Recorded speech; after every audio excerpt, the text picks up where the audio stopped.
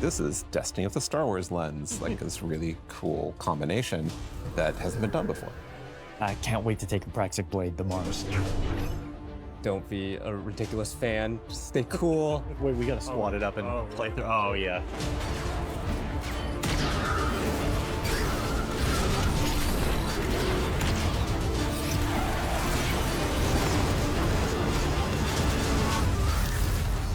This is why we got into games in the first place.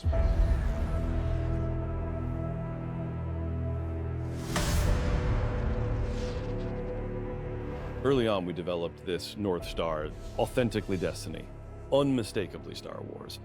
It has to be something that feels like a Destiny story. It can't feel like a one-off. This can't feel like a side quest, right? Like this has to be a continuation of the Fate saga. I got this vision. I knew it came from the Nine. But with Star Wars beats and Star Wars visual. This was uncharted territory for Lucasfilm Games, and that this is the first time we're telling a story inspired by Star Wars within a different universe. At the heart of, like, I think every Guardian's identity is like this healthy, independent, rebellious streak.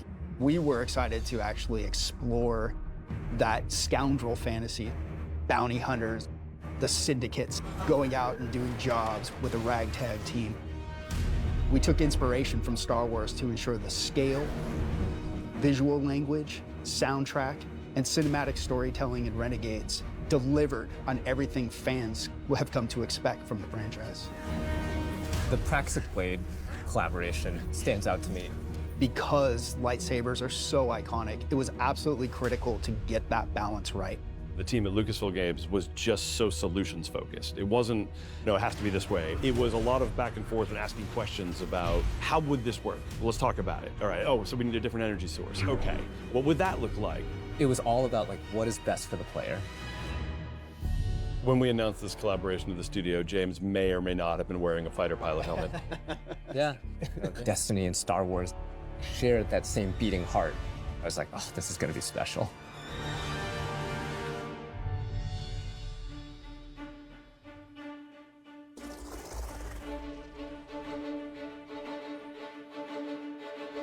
We were given such a unique challenge. How can we achieve the aesthetic and the feel of Star Wars without losing the narrative threads that we've created so far for Destiny at the same time? It wasn't until we found our footing with creating a foundation in Destiny that things started to click together.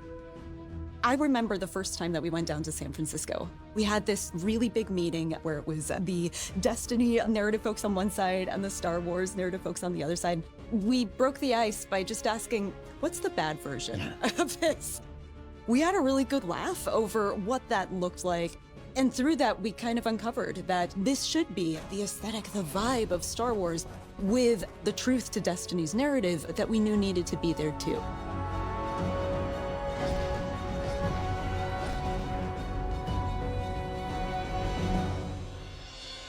We begin 2 months after the Edge of Fate has happened. The world has moved and changed, and we're still trying to figure out what Binding the Nine means.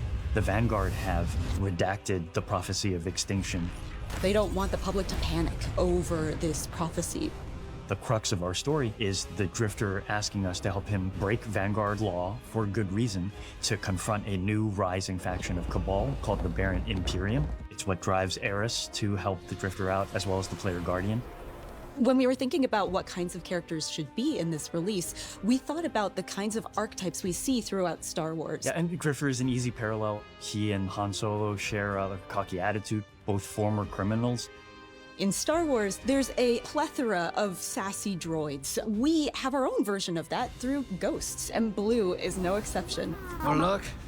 Thanks for nothing. Blue is a Drifter's ghost, and I think as soon as people hear her, they'll be delighted and incredibly surprised. Our voice cast is stacked. Dredgen Bale is portrayed by Alex Lee, who is amazing. You are supposed to protect the people, not rule them. And we also got Hollywood actual royalty Danny Houston to play Premier Loom, the head of the Barren Imperium. Being able to work with someone from that kind of IMDb page was such an honor, and I was completely normal the whole time. Surrender, to the Barrack Imperium. Loom became this sweeping militaristic figure that I think is going to be a really good parallel to Grand Moff Tarkin or other evil military leaders from the Empire. So even though we're introducing new characters, we're still looking backwards at some of Destiny lore's most long-standing characters. Honor is another example of that. She's our Praxic warlock. She's loosely meant to be a parallel to something like a Jedi in Star Wars. She was part of a Vanguard internal affairs group that would police Guardians on the usage of darkness. Don't make me regret abandoning my post to help you.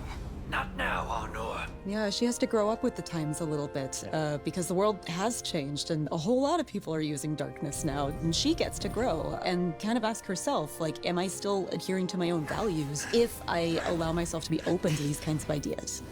The Drifter belongs with us! The Drifter left your cult long ago.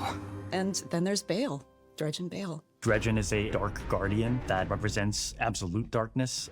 Dredgen Bale doesn't like the fact that we're ruled by a city of immortals who can't step down and that weren't elected. He's got kind of a point, but his methods for addressing that point suck. He makes many bad choices. One of my favorite parts about a lot of villains in Star Wars is that they have just like the capability of making a right choice and then consistently do not make good choices. Bale is trying to fill a hole in his life in all the wrong ways. And he just can't, and he never will. But man, we're gonna hope that he does someday. The time of guardians as shepherds of humanity is over.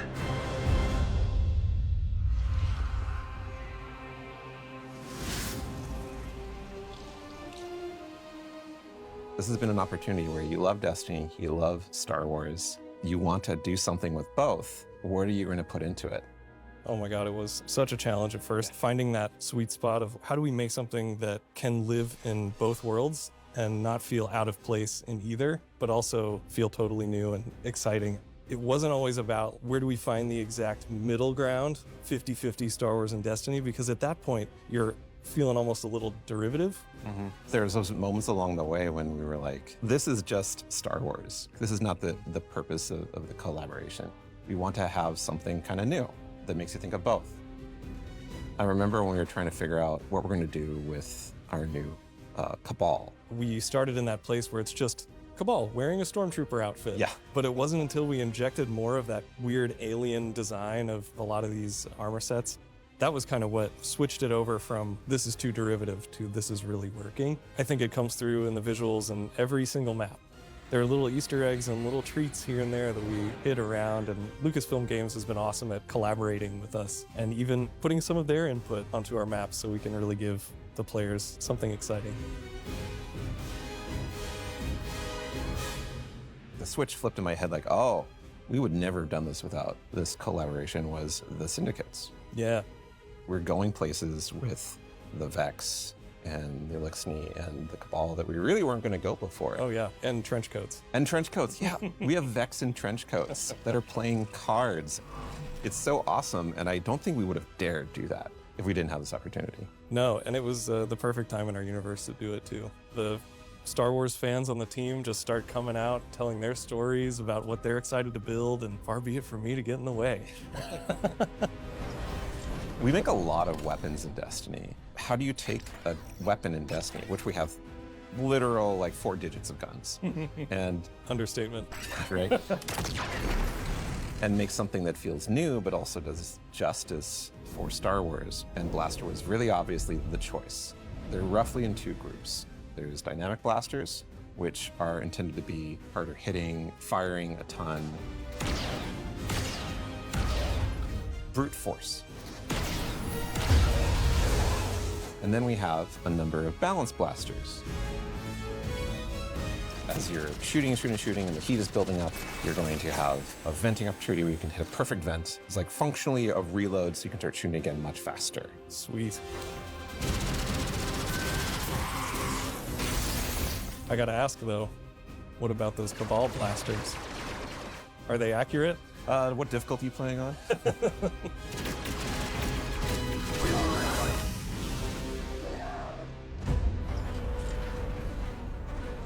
We have swords in Destiny, but we don't have a Praxic sword. We don't have We do not. a lightsaber approximate.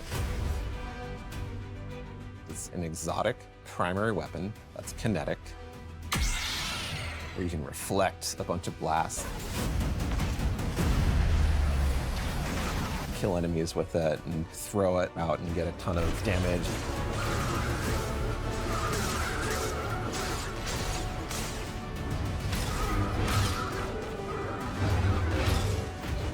Having the sandbox be able to explore this new ability ecosystem with renegade abilities. We've taken so much of this opportunity and turned it into what we can grow. Every corner of the game, from the art, the design, the audio, the music, the UI, the rewards, completely infused with the magic of the collaboration. It's really been a real treat to be a part of. Yeah, it's super satisfying.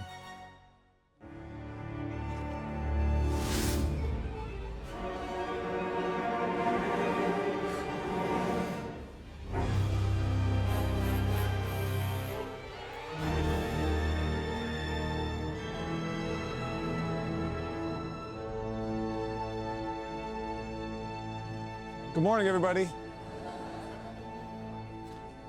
Didn't mean to wake you up with that beat, sorry.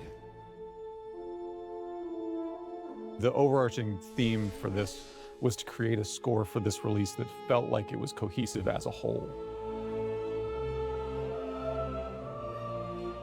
We're all talking to each other and collaborating with each other.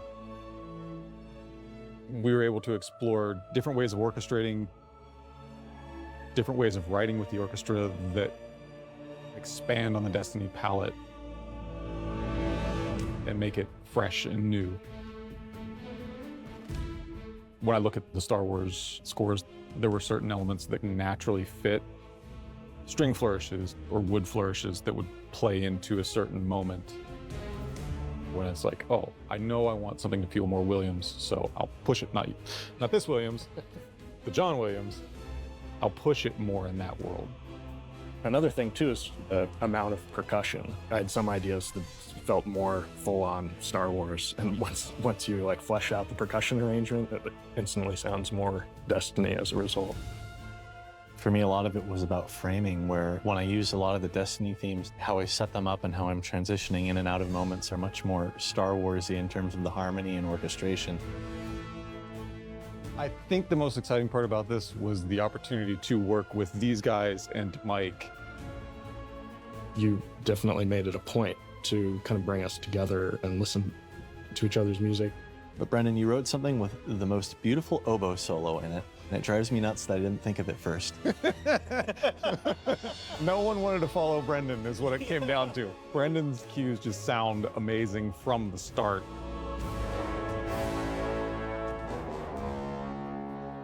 I remember knowing your first high action cue.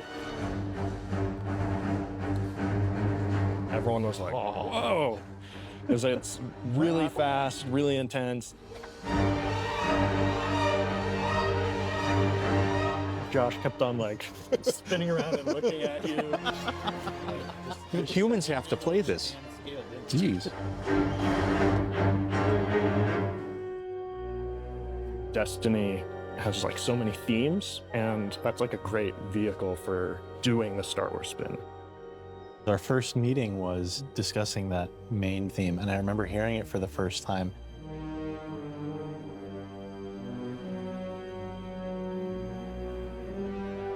And everybody kind of perked up when we all heard it. We're all having ideas that were just a little bit different from one another. It was all sort of impacted what the final version of the theme was.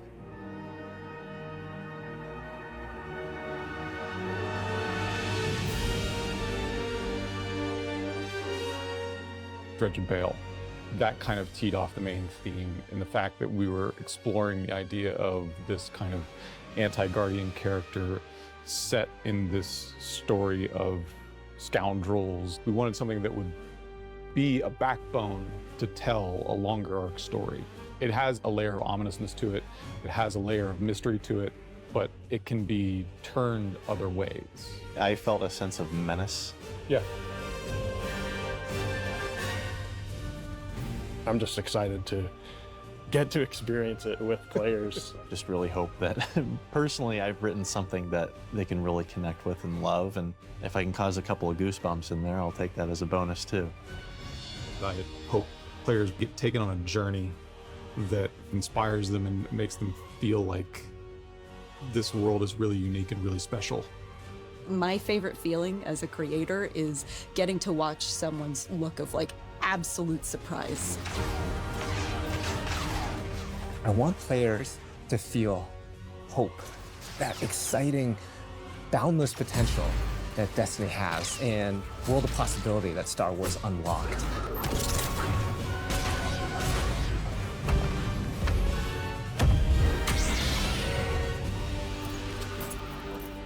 I've been waiting so long for this.